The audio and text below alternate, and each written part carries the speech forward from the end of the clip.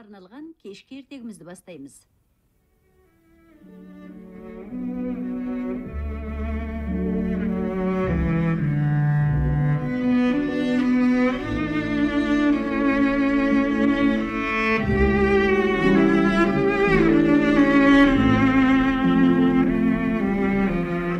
Балалар, бүгін қазақ халқының залым түлкі деген ертегісі бойынша жасалған радио инсценировка тыңдаңдар.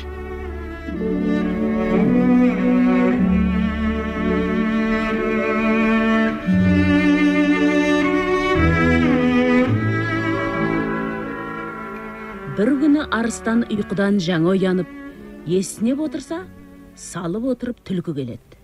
Сәлеметсіз бе Арыстан аға? Сізді де іздеп келіп еді. Жайшылық па? Қандай шаруамен жүрсің? Арыстан аға, санау Қарылтаудың ар жағында балбырап тұрған бау бар. Бұдан шыға берісте көкорай шалғын сай бар. Сол сайдың бойында мыңғырап жайылып жүрген сансыз көп қой бар. Қасыңызға біразын нөкер ертіп алып барсаңыз, шіркін ай, шылқамайға бір келер едіңіз-ау. Мынауың ақыл екен. Қарным ашып отыр еді. Ол қойдарға тезірек жетейік. Қасымызға кімдер толса екен? Жүйріктіден жолбарысты, білектіден аюды, қарылыдан қасқырды алайық. Өңкей батырдың ортасына бір қорқақ та керек болар. Қоянды да ертек.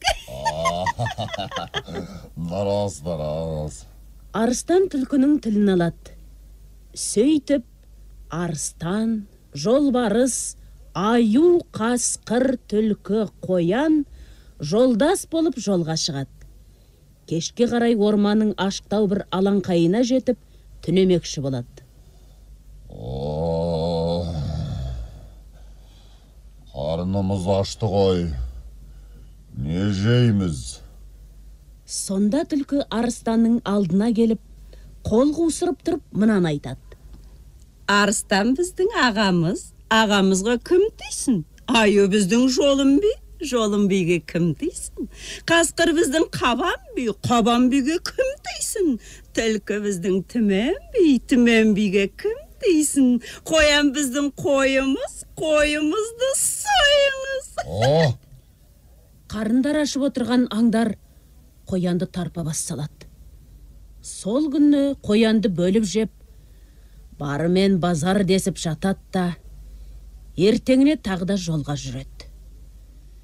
Күнімен демалмастан жүріп, кешкі қонаға бір сайдың басына келіп тоқтайды. Арыстан түлкіге бұрылып, Қарнымыз ашты. Не жейміз? Арыстан біздің ағамыз, ағамызға кім дейсің? Жолбарыс біздің жолым би, жолым биге кім дейсің? Қасқыр біздің қабан би, қабан биге кім дейсің? Түлкі біздің түмен биге кім дейсің? Аю біздің қоңыр қой, қоңыр қойды жықта сой.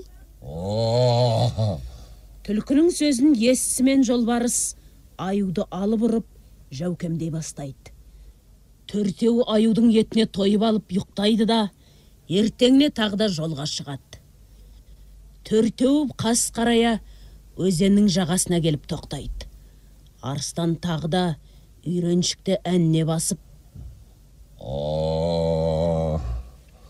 Қарнымыз ашты. Не жейміз?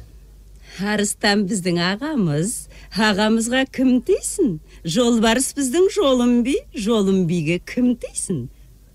Түлкі біздің түмен биге кім дейсің? Қасқыр біздің қасымыз, бүгін жейтін асымыз. Түлкі сөзін аяқтасымен ақ жолбарыс қасқырды жарып салады. Таңертең тағы да жолға шығады. Күнімен жүріп отырып, кешке қарай бір таудың етегіне келеді. Сол арада түнемекші болады. Үшеуі үш жерге шоқиып отырады. Сол кезде дәндеген арыстан тағда түлкіге қарап, Қарнымыз ашты. Не жейміз? Арыстан біздің ағамыз, ағамызға кім тейсін?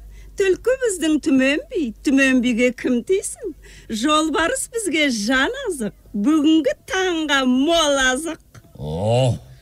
Осы сәтте Арыстан ағаң жолбарысты бас салады. Жолбарысты пырлауын қойған кезде түлкі де келіп терсін сыпыруға кіріседі. Екеуі жолбарысты жеп болып ұйықтайды. Таңертең екі дос арыпталып, таудың басына өрмелеп шығады. Арыстан солқылдап, шаршап тұрса, түлкі бір биік шыңның басына шығып: Арыстан аға, тезірек бері келіңіз. Не болып қалды? Төменде қаптап қой жайылып жүр. Қаны? Жап-жақын тұр, әнекей, секірейік, әнекей, аппа!